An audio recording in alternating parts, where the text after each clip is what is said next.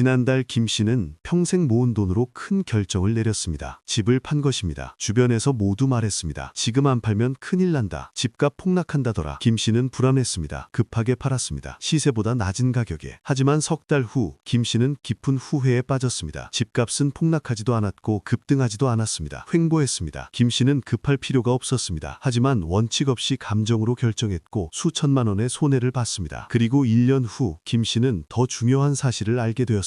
원칙을 지켰더라면 이런 실수를 하지 않았을 거라는 것을. 오늘 여러분께 말씀드릴 이야기는 바로 이것입니다. 혼란의 부동산 시장 속에서 중년이 반드시 지켜야 할 원칙들, 그리고 후회 없는 결정을 위한 기준에 대해서 말입니다. 부동산 시장이 혼란스럽습니다. 뉴스마다 다른 이야기를 합니다. 전문가들도 의견이 갈립니다. 오른다는 사람, 떨어진다는 사람, 주변에서는 온갖 소문이 돕니다. 중년들은 불안합니다. 평생 모은 재산이 부동산에 묶여 있으니까요. 잘못 판단하면 노후가 위태롭습니다. 이럴 때일수록 원칙이 필요합니다. 첫 번째 원칙은 절대 급하게 결정하지 않는 것입니다. 박 씨는 이것을 배웠습니다. 박 씨는 뉴스를 봤습니다. 집값 대폭락 온다. 박 씨는 겁이 났습니다. 당장 팔아야 할 것 같았습니다. 박 씨는 다음날 중개인을 찾아갔습니다. 빨리 팔아주세요. 중개인은 기뻐했습니다. 박 씨는 일주일 만에 계약했습니다. 금매로 내놨으니까요. 시세보다 훨씬 싸게 팔렸습니다. 하지만 몇 달 후 박 씨는 후회했습니다. 집값은 떨어지지 않았습니다. 박 씨가 성급했습니다. 뉴스 하나에 모든 것을 걸었습니다. 급한 결정은 후회를 낳습니다. 특히 부동산처럼 큰 결정은 더욱. 최소한 한 달은 생각하십시오. 여러 의견을 들으십시오. 검토하십시오. 급할 이유가 정말 있는지 확인하십시오. 대부분의 경우 급할 필요가 없습니다. 두 번째 원칙은 자신의 상황부터 파악하는 것입니다. 이 씨는 이것을 간과했습니다. 이 씨는 시장만 봤습니다. 오르나 떨어지나 전문가 의견은 무엇인가. 하지만 자신의 상황은 보지 않았습니다. 왜 팔려고 하는가? 팔고 나서 어디서 살 것인가? 재정은 괜찮은가? 이 씨는 집을 팔았습니다. 시장이 떨어질 것 같아서. 하지만 이 씨는 갈 곳이 없었습니다. 전세를 얻어야 했는데 전세금이 비쌌습니다. 오히려 손해였습니다. 이 씨는 자신의 상황을 먼저 봤어야 했습니다. 시장보다 자신이 먼저입니다. 내 나이는, 내 재정은, 내 필요는 무엇인가 명확히 하십시오. 시장은 나중입니다. 자신에게 맞지 않으면 시장이 좋아도 의미 없습니다. 세 번째 원칙은 반드시 전문가와 상담하는 것입니다. 정 씨는 혼자 판단했습니다. 인터넷을 봤습니다. 유튜브를 봤습니다. 책을 읽었습니다. 정 씨는 안다고 생각했습니다. 하지만 놓친 것이 많았습니다. 세금, 타이밍, 지역 특성. 정 씨는 실수했습니다. 양도소득세를 잘못 계산했습니다. 생각보다 2배나 나왔습니다. 정 씨는 뒤늦게 세무사를 찾아갔습니다. 세무사가 말했습니다. 미리 오셨으면 절세할 수 있었는데요. 정 씨는 후회했습니다. 상담료를 아끼려다 수천만 원을 더 낸 것입니다. 전문가를 만나십시오. 부동산 컨설턴트, 세무사, 재무설계사, 비용이 들어도 만나십시오. 혼자 판단하지 마십시오. 전문가 상담은 투자입니다. 실수를 막아줍니다. 네 번째 원칙은 감정이 아니라 사실로 판단하는 것입니다. 최 씨는 감정적이었습니다. 뉴스를 보면 불안했습니다. 친구 이야기를 들으면 조급했습니다. 최 씨는 감정에 휘둘렸습니다. 불안해서 팔고 조급해서 사고 실수가 반복되었습니다. 최 씨는 배웠습니다. 감정을 배제해야 한다는 것을. 최 씨는 방법을 찾았습니다. 종이에 적는 것입니다. 사실만, 감정은 빼고. 현재 상황, 재정 상태, 장단점, 객관적으로 적고 나니 명확했습니다. 감정이 아니라 사실이 보였습니다. 감정을 인정하되 지배당하지 마십시오. 불안, 조급,